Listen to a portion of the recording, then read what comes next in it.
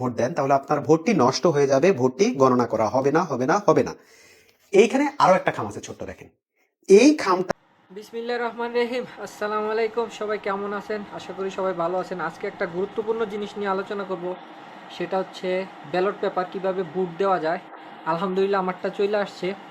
তো আপনাদেরকে একটু সংক্ষেপে দেখানোর চেষ্টা করব যে মানে কিভাবে দেওয়া যায়। অনেকে আছেন যে কষ্ট করে আনছেন কিন্তু একটু ভুলের কারণে হয়তো আপনার ভোটটা বাতিল হইতে পারে।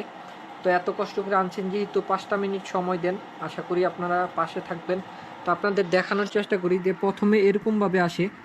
আমি একটু মোবাইল নাম্বারটা একটু ঢাইকা রাখলাম। তো এরকম আসে আমাদের সৌদি আরবে। অন্যান্য দেশে হয়তো এই স্টিকারটা চেঞ্জ হবে, বাকি সব সেমই থাকবে কোনো ধরনের নির্বাচন কমিশন থেকে যেটা যেটা আসে। তো এটার ভিতরে খোলার পরে যদি খুলি আমরা দুইটা জিনিস পাবো, দুইটা খাম দেখেন। একটা হচ্ছে হলুদ খাম, যেটা আমরা বললাম এখানে দেখেন আপনার রিটার্নিং অফিসারের যে ইনফরমেশন গুলো আছে, ঠিকানা, অ্যাড্রেস সেটা দেয়া আছে, একটা কিউআর স্ক্যান কোড দেয়া আছে। যেটা স্ক্যান না করে যদি আপনি ভোট দেন তাহলে আপনার ভোটটি নষ্ট হয়ে যাবে, ভোটটি গণনা করা হবে না, হবে না, হবে না। এইখানে আরো একটা খাম আছে ছোট্ট, দেখেন এই খামটা যদি আমরা ওপেন করি, দেখেন এখানে টোটাল তিনটা জিনিস দিছে এই খামটায়। একটি হচ্ছে ঘোষণাপত্র, একটু পরে আমরা দেখব, একটা হচ্ছে গণভোট, আর একটা হচ্ছে ব্যালট পেপার। প্রথমে চলুন আমরা গণভোট নিয়ে কথা বলি।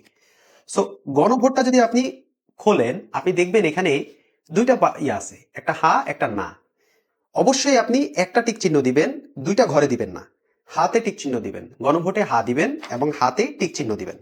তারপর আপনার যে ব্যালট পেপারটা সেইটা নেওয়ার আগে আপনাকে যেটা করতে হবে, আপনার মোবাইলে এসে আপনি আপনার যে অ্যাপটা আছে, ঠিক আছে, সেই অ্যাপটা ওপেন করবেন। মোবাইলের এই ব্যালট পেপারের অ্যাপটা আপনি ওপেন করে নেবেন। মোবাইলের ব্যালট পেপার অ্যাপ ওপেন করার পর যখন আপনি নির্বাচন কমিশন থেকে আমাদের যে প্রত্যেকটা প্রার্থীর মানে যে প্রতীক যখন বরাদ্দ করা হবে, এরপর আপনি এই অ্যাপের মধ্যে আপনি স্ক্যান করার অপশন পাবেন। তখন আপনি এই হলুদ খামটির এই কিউআর কোডটা আপনি মোবাইলে স্ক্যান করবেন। যখন মোবাইলে স্ক্যান করবেন তখন আপনি দেখতে পারবেন আপনার নির্বাচনী এলাকায় এই আপনার যে কনস্টিটিউয়েন্সিতে আছে সেইখানে আপনার কোন কোন প্রার্থী এবং তাদের প্রতীক কি। সো তাদের প্রতীক দেখার পর আপনি আপনার ব্যালট পেপারটি নেবেন। ব্যালট পেপারটি আপনি ব্যালট পেপারটি নেওয়ার পর যেটা আপনার কাজ, আপনার যে প্রার্থীকে আপনি ভোট দিতে চান সেই প্রার্থীর সামনে শুধুমাত্র একটি চিহ্ন দিবেন, টিক চিহ্ন দিবেন। আর কোথাও কোনো চিহ্ন যাতে না দেন। অনেকগুলো আছে, ভুল করে কোথাও আর কোনো চিহ্ন দিবেন না, শুধুমাত্র আপনি যাকে ভোট দিবেন তাকে একটা চিহ্ন দিবেন। মনে রাখবেন, আপনি যদি একের অধিক চিহ্ন দেন বা টিক চিহ্ন পরিবর্তে যদি অন্য কোথাও অন্য কোনো কলমের কালি থাকে, দাগ থাকে, আপনার এটি ভোটটি নষ্ট বলে গণ্য করা হতে পারে, এটি গণনা নাও করতে পারে। ভোট যখন দেয়া শেষ হয়ে যাবে এটাকে ভাঁজ করবেন, রাখবেন। আপনি দুটো জিনিস আপনার হয়ে গেল। একটি ঘোষণাপত্র আছে। ও, একটু বলতে ভুলে গেছি, ভোট দেওয়ার আগে আসলে আপনার এখানে পড়ে নেওয়া উচিত। এই ঘোষণাপত্রের প্রথম পাতায় আপনার ভোট দেওয়ার জন্য নির্দেশনাবলীগুলো দেওয়া আছে।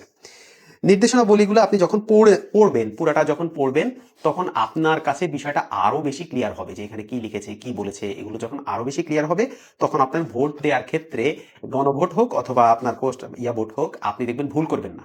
সো এটা অবশ্যই পড়ে নেবেন। তারপর যখন আপনার ভোট দেয়া হয়ে যাবে দুটো, আপনি এই পাশে যে ঘোষণাপত্রটি আছে এটা অবশ্যই পূরণ করবেন। অবশ্যই এখানে সাইন দিবেন, জাতীয় পরিচয়পত্রের নাম্বার লিখবেন, তারিখ দিবেন, এখানে অবশ্যই স্বাক্ষর, জাতীয় পরিচয়পত্র, এগুলো সবকিছু করবেন। করে আপনি এটি ঘোষণাপত্রটি জমা দিবেন।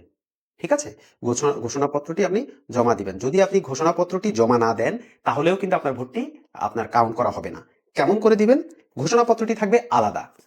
এই যে সাদা বক্স, সাদা যে খামটা, এই খামে আপনার গণভোট এবং আপনার পোস্টাল ব্যালট ভোট এই দুইটা একসাথে রাখবেন। ধরেন আমরা এইভাবে রাখলাম।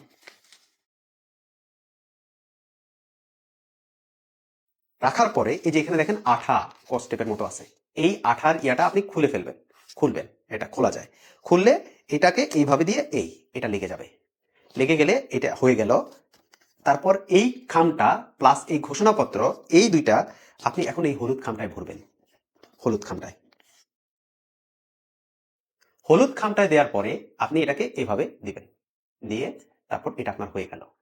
তার মানে এই খামটা এইখানে ঠিক সেম যেটা আছে বললাম, দিলেন। দেওয়ার পরে আপনি এই খামটা আপনার নিকটস্থ যে কোনো পোস্ট বক্স, যদি কোনো পোস্ট বক্স থাকে জাস্ট নিয়ে আপনি ফালাই দেন। আর যদি পোস্ট বক্স না থাকে পোস্ট অফিস খুঁজে বের করে পোস্ট অফিসে নিয়ে এটা রাখেন। দ্যাটস ইট, আপনাকে আর কিছুই করতে হবে না, আর কিছু করতে হবে না, টাকা দিতে হবে না, ইয়ে করতে হবে না।